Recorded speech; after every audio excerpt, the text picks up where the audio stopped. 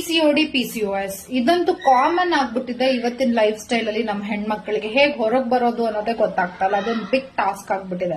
ನಾನು ಕೂಡ ಪಿಸಿಒಡಿ ಇಂದ ಆಲ್ಮೋಸ್ಟ್ 13 ಇಯರ್ಸ್ ಸಫರ್ ಆಗಿದ್ದೀನಿ.